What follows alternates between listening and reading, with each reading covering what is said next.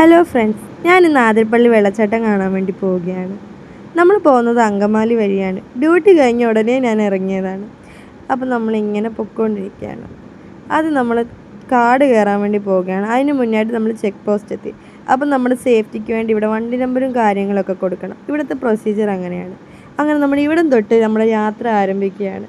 കാടെന്ന് വെച്ചാൽ ഞാൻ കുറേ നാളായി ഇങ്ങനെയുള്ള പ്ലേസിലൊക്കെ പോയിട്ട് എനിക്ക് നല്ലൊരു വെറൈറ്റി അനുഭവമായിട്ട് തോന്നി. കാരണം ഒരു മഴ തുടങ്ങിയ അന്തരീക്ഷമായിരുന്നു. നമ്മൾ പോകാൻ തുടങ്ങിയതും 1 മണിക്കൂറിനുള്ളിൽ നമ്മുടെ മഴയും സ്റ്റാർട്ട് ചെയ്തു. ചെറുതായിട്ട് ചാറ്റൽ മഴയായിരുന്നു, പക്ഷെ നല്ല ഭംഗിയുണ്ടായിരുന്നു. നല്ല തണുപ്പും മഴയുള്ള അന്തരീക്ഷമായിരുന്നു.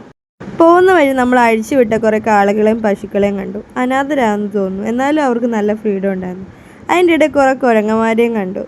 പാവങ്ങൾ നോക്കിയിരിക്കുന്ന കാണാൻ നല്ല ഭംഗിയുണ്ടായിരുന്നു. അങ്ങനെ നമ്മൾ ആതിരപ്പള്ളി ഗ്രാമപഞ്ചായത്തിലോട്ട് കയറി. ഇനി ഇവിടുന്ന് കുറച്ച് ദൂരം മാത്രമേ ഉള്ളൂ നമ്മുടെ സ്ഥലത്തേക്ക്. അങ്ങനെ ഈ ഒരു സ്ഥലം എത്തിയപ്പോൾ ഞാൻ കുറച്ച് നേരം ഇവിടെ വണ്ടി നിർത്തിയിട്ട് നമ്മൾ ഇവിടുത്തെ വ്യൂ ഒക്കെ ആസ്വദിച്ചു.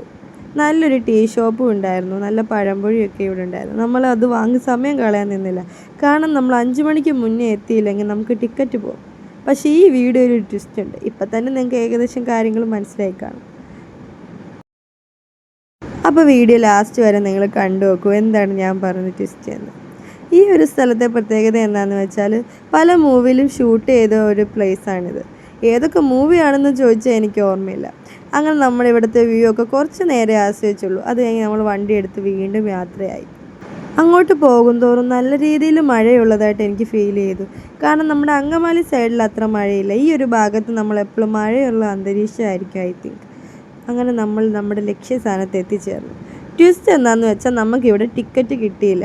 5 മണി വരെയായിരുന്നു ഇവിടുത്തെ ടിക്കറ്റ് ടൈം. നമ്മളെത്തിയത് കറക്റ്റ് 5:12-ന്. 12 മിനിറ്റിൻ്റെ വ്യത്യാസം കൊണ്ട് എനിക്ക് ടിക്കറ്റ് കിട്ടിയില്ല. എന്നാലും കുഴപ്പമില്ല, നമ്മുടെ അങ്കമാലിയുടെ അടുത്ത് തന്നെയല്ലേ ഈ ആതിരപ്പള്ളി, നമുക്ക് എന്നായാലും വരാം. ഞാൻ ഈ ചലിച്ചുകൊണ്ടിരിക്കുന്നത് ഇവിടെ കാണാൻ പറ്റാത്ത വിഷമം കൊണ്ടാണ്. കാരണം എനിക്ക് അകത്ത് കയറി കാണണമെന്നും കുറച്ച് ഫോട്ടോസ് വീഡിയോസ് എടുക്കണമെന്നും ഭയങ്കര ആഗ്രഹമുണ്ടായിരുന്നു. അതൊന്നും നടന്നില്ല. അതുകൊണ്ട് ഞാൻ ചുമ്മാ ഒരു കാര്യമില്ലാതെ ഇവിടെ ഇരുന്ന് ചലിച്ചുകൊണ്ടിരിക്കുകയാണ്. എനിക്ക് അനുഭവപ്പെട്ടത് താജ്മഹൽ കാണാൻ പോയിട്ട് 250 രൂപ ഇല്ലാതെ ടിക്കറ്റ് എടുക്കാതെ മടങ്ങി വന്ന അവസ്ഥയാണ് എനിക്കിപ്പോൾ തോന്നുന്നത്. അങ്ങനെ അവസ്ഥ വന്ന ഭയങ്കര ദയനീയകരമാണ്.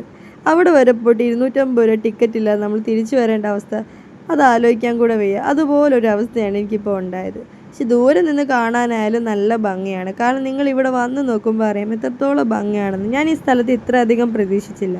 നമ്മുടെ ബാഹുബലി സിനിമയിൽ കാണുന്ന പോലെ അതേ ഒരു വ്യൂ ആണ്, പക്ഷെ അത്രയ്ക്ക് ഹൈറ്റ് ഒന്നും എനിക്ക് ഫീൽ ചെയ്തില്ല. അതിൻ്റെ ഉള്ളിലുള്ള വ്യൂ എങ്ങനെയാണെന്നൊന്നും എനിക്കറിയില്ല. അതിൻ്റെ വ്യൂ എങ്ങനെയാണെന്നൊക്കെ ഞാനിങ്ങനെ ചിന്തിച്ച് വിഷമിച്ചിരിക്കുകയാണ്. കാരണം ഉള്ളിൽ നിന്ന് നോക്കിയാൽ അറിയാം കുറേ വെള്ളച്ചാട്ടം നമുക്ക് അങ്ങുമുണ്ട്. ഇതിൻ്റെ അപ്പുറത്ത് തന്നെ വേറൊരു വെള്ളച്ചാട്ടം ഉണ്ടെന്ന് എന്നോട് അപ്പുറത്തെ കടയിൽ ചേച്ചി പറഞ്ഞു. പക്ഷെ നമുക്ക് അവിടെയും പോകാൻ പറ്റിയില്ല. എല്ലായിടത്തും ഈ ഒരേ ടൈം 5 മണി തന്നെയാണ് ഇവിടുത്തെ ടിക്കറ്റ് ക്ലോസ് ചെയ്യുന്ന ടൈം. പക്ഷേ എന്നാലും ഞാൻ കൈവിട്ടില്ല. ഇവിടെ എത്തിയപ്പോൾ നല്ല മഴയുണ്ടായിരുന്നു. നമ്മൾ മഴ കൂടുന്നതിന് മുന്നേ നമ്മൾ തിരിച്ച് പോകാമെന്ന് വിചാരിച്ചു. കാരണം എനിക്ക് നാളെയും ഡ്യൂട്ടിക്ക് പോകാനുള്ളതാണ്. അപ്പം ഞാനിനി അടുത്തൊരു വീഡിയോ ആയിട്ട് കാണാം. ഇനി എന്തെങ്കിലും ഞാൻ ആതിരപ്പള്ളി വെള്ളച്ചാട്ടത്തിൻ്റെ അകത്ത് കയറി ഞാൻ വീഡിയോ എടുക്കുമെന്ന് ഞാൻ വിചാരിക്കുന്നു. അപ്പം ഞാനിനി അടുത്ത വീഡിയോ ആയിട്ടൊക്കെ വരാം. Okay, bye.